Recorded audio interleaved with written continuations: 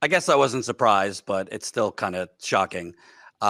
Dick Cheney, came out endorsing Vice President Kamala Harris. So did Liz Cheney, and Vice President Harris seemed to warmly accept this endorsement. Let me play you her response. Actually, I'm honored to have their endorsement, and I think that what they both, as leaders who are well respected, are making an important statement that it's okay, and if not important, to put country above party. And I'm honored to have their support, and I think it's an important statement right now. A lot of what I think is happening, and I was just talking with some folks here in Pittsburgh about it, is that people are exhausted about the division and the attempts to kind of divide us as Americans. And them stepping up to make this public statement, I think, is courageous. So she is honored to have the Cheney's endorsement. And interestingly, she said they're well respected, which I think is quite an alternative reality. Yeah, I don't even have a question. Your thoughts? Yeah, as you said, it's an alternate universe they inhabit. To call this grotesque war criminal a well-respected member of the community, I mean, Jesus Christ.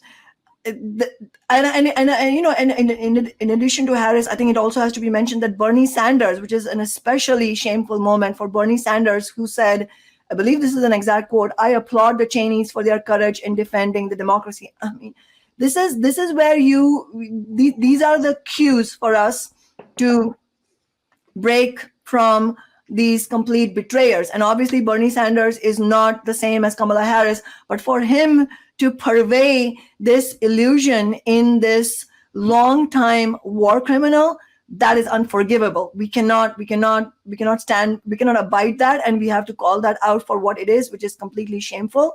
I mean, look at the war totals by George W. Bush, and this is, you know, Dick Cheney was the vice president, and I'm sure so many of you viewers were very, very young or not even born when the Iraq war started. But look at the human cost of Bush's war, which Cheney was widely known as one of the principal architects of. 1 million dead, 4.5 million displaced, 1 million to 2 million widows, and 5 million orphans. This is unspeakable. What was done to the Iraqi people, not to mention in Afghanistan, was unspeakable. And now, you know, going back to your deja vu point, Jordan, and now yet again we have a genocidal war. So you have a current genocidal candidate, Kamala Harris, celebrating her endorsement by another war criminal, and you can call him another supporter of genocide. I mean, this guy also supported Trump in 2016, so I don't know what his claim to fame is. So in other words, we are seeing in public, for everybody's eyes to see, we're seeing this very clear nexus between the Democrats, the Republicans, the warmongering barons on Wall Street, all of that, you know, all the imperialist interests, the capitalist interests, all of this is bound together. If this didn't show why we need to break from Kamala Harris and Donald Trump both, then I don't know what will. So I think this is our cue really to understand that there's no way out in this war on this basis. And it should also be clear, when the labor leadership and when the Democratic Party leaders, they, you know, for over decades, they have used the slogan "never again" in reference to genocide, and now they are party to genocide. And as far as the Democrats are concerned, they are actually, they're actually responsible for genocide. They can never use the slogan "never again." They have no right to talk about ESG. They have lost all credibility, all believability to speak of the needs of the oppressed.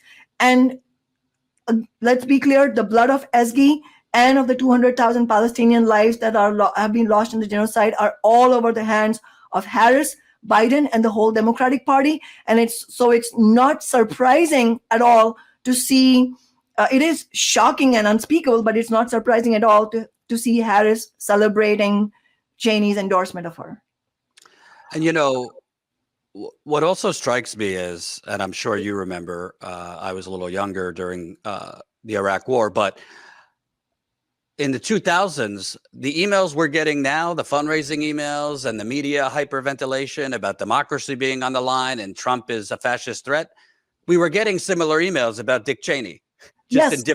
in different, language for many of the same people. But then, 20 or so years later, it's this kind of revisionist history. I mean, they've done the same thing with George W. Bush. I mean, I think it was Keith Olbermann or The View said, "Oh, I miss the days of Bush because Trump is so bad." So what does this mean for present day? In 10 to 15 years, are they going to be, revising Trump and, befriending Trump when it's potentially more, a similar extreme, but more competent, neo-fascist? Yeah. So it just seems like, how do you trust that they actually, that the people that they're saying are such a threat and war criminals, or what they said about Cheney, how do you trust in real time they mean it if they just revise it for political purposes and reinvent that history 10 to 20 years later? Oh, completely. I mean, it is beyond ironic and shameful that the same Democratic Party, which is celebrating Cheney's endorsement of Harris, they are the same ones who once ruthlessly attacked independent left candidate Ralph Nader, because according to them, he allegedly helped to bring George W. Bush and Dick Cheney to power, and now they cannot hug Cheney hard enough. And this is all, but let's be also clear. It's not surprising in another sense, because the same Democratic Party that attacked Nader for allegedly helping Bush and Cheney come to power were also the same party that embraced Bush's carpet bombing of Afghanistan and Iraq, just as they are now embracing genocide in Gaza. So we see the nexus there. Again, there's another aspect of this nexus. It is the same Democratic Party that fiercely drove forward the neoliberal bipartisan onslaught against working people over decades, including during the Clinton and Obama administrations, which carried out massive just assault on social services, on funding for affordable housing for poor people. I mean, just a massive onslaught on poor and working class people. So this is the same Democratic Party. It has always been the party of the ruling class, party of the billionaires, party of warmongering. And that's why we simply cannot have illusions in either of them. Sorry, Jordan, I have to rush to my meeting. Go ahead. That's fine. No problem. I just wanted to get that one in. Can I just say one thing for your viewer? And because neither of these two parties represents working people, and both parties have clearly been exposed as parties of genocide, I think it is extremely important for working people to begin the work of building a new party for the working class, a new anti-war party for the working class, because such a party doesn't exist today.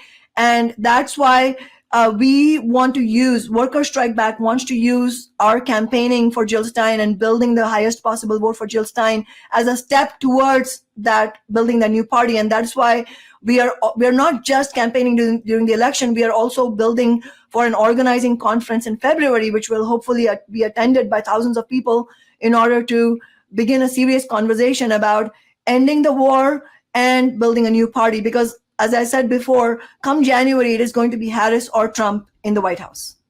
Absolutely. Thank you for taking the time, Kshama Sawant, former Seattle City Council member. And you could find out more, workersstrikeback.org. Yes. Okay. Take care. Thank you so much, Jordan. Take care.